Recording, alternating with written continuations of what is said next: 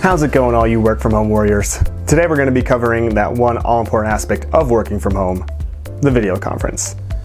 The coronavirus pandemic has made video conferencing a central part of our lives. You're probably doing way more video conferencing than ever before, which means that no matter how ready you are for the actual meeting, you want to at least present yourself and look professional.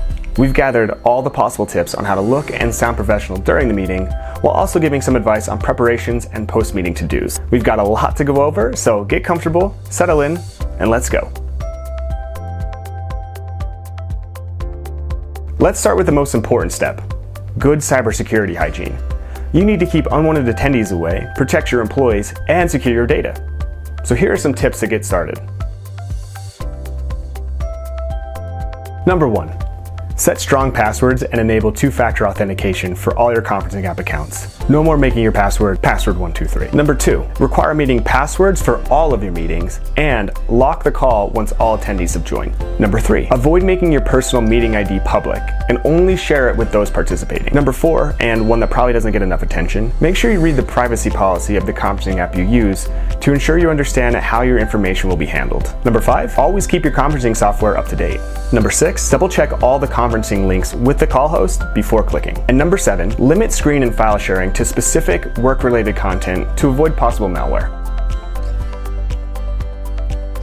The first aspect of making your video look professional, your background. You want to make sure your background looks good and all distractions are minimized. The best way to do this is, first, stand in front of a blank wall. Number 2, use a backdrop like this if you have one, or an Elmer's foam board. And number 3, you can blur your background using one of the conferencing app filters. Now let's talk about lighting. Lighting is especially important if you don't have a very good camera, which is the case for most of us because we're using the camera built into our computers, and let's face it, those aren't very good. So having proper lighting can smoothen out your appearance and make it that much brighter. One of the easiest ways to ensure good lighting is to use natural light by sitting in front of a window. But make sure you don't position your camera facing the window, otherwise your background is going to look really washed out, and if you try to fix that, you're going to be completely shadowed. Another good option is to sit in front of a lamp. Or, if you have one, a light ring. If you can, try to position the lamp so that the light shines directly towards you. And if you can, try to position the light so it's only a few degrees from being directly in front of you. If none of these other options are available to you, you can always adjust your screen's brightness. See? It helps. Now it may help to remember that daylight is going to produce more cool tones on your face, while your desk lamp is going to produce more warm and soft tones. For me personally, I prefer daylight because I think it just brightens everything and eliminates shadows, but you can play around with either and see which one you're most comfortable with. Your camera's picture quality is definitely important, a lot of which ties back to lighting. But since most of us are going to be using laptops or phones for our video conferencing, the absolute most important thing is positioning. If you're using a laptop or a phone, which again most of us will be, you want to make sure that you position it at eye level. So use books, cases, or whatever you might have to ensure that the camera is eye level.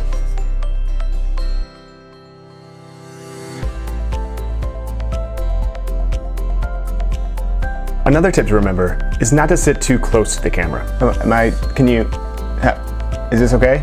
Can you see me? I feel like this is good, right? Is this okay? You want to sit so that your shoulders and the top of your head are showing. Like this. And if you're using your cell phone, you want to make sure to position it horizontally, not vertically, for a more professional look.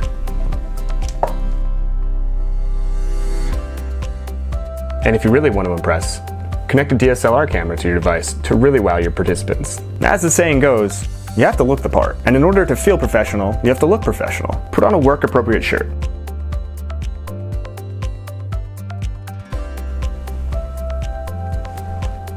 And if you feel like it, you can use face softening filters or touch up your appearance. Now, looking your best is great. We all know when you look good, you feel good. But that's only half the battle if the equipment you use doesn't help you during a conference call.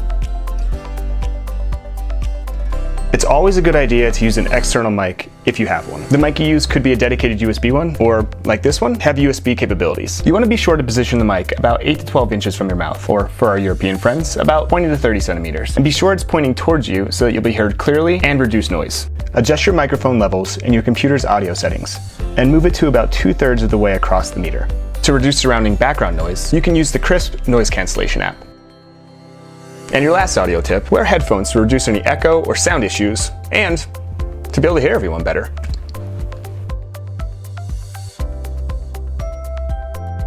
It may seem pretty obvious, but take your time to fully prepare for the meeting. This will increase your chance of a productive outcome with distinct action items. These are the questions you need to ask yourself. What is the purpose of your meeting? What are the objectives to be achieved by the end of the meeting? What agenda do you follow during the meeting? Who has what role in the meeting? You'll also need to have an agenda for the meeting, which should be shared with everyone in advance so that everyone can stay on topic and is up to date on what will be discussed. The agenda should be sent out at least a day in advance and should include the meeting goals, lists of attendees, topics to be discussed, action items to be discussed, and the time limit for each topic and activity. This may come as no surprise to you, but meeting fatigue is real. Microsoft's Human Factors Labs conducted experiments using EEGs to monitor brain waves in people working remotely versus people working in person, and they made two important discoveries. Remote collaboration is way more mentally taxing than in-person collaboration, and video meetings are more stressful and tiring than non-meeting work, such as sending emails. So, when you feel like you want to throw your computer out your window or hand it over to your toddler to let them do whatever they want with it, that's meeting fatigue. So why does meeting fatigue happen? Well, for starters, it's more difficult to pick up on communication cues during virtual meetings. Video and audio calls make us miss out on crucial nonverbal cues, such as hand gestures, body posture, and facial expressions. Looking at a monitor for too long can cause eye strain.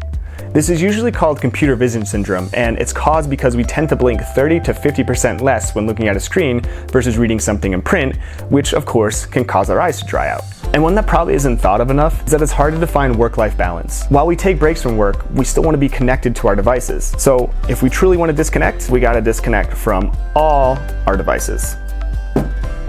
So how do you battle meeting fatigue? Here are a few ideas. Choose the meeting participants wisely and only invite people whose attendance is directly required. Limit the meeting duration to 30 to 40 minutes max.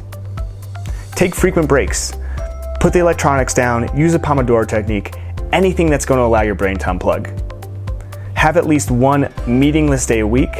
And lastly, find ways to socialize with everyone outside of virtual meetings. We hope these tips will help you have more productive and less stressful meetings in the future. Always remember to take care of yourself and keep track of your healthy work routine. And if you have any tips of your own, let us know in the comments below. Thanks a bunch for watching.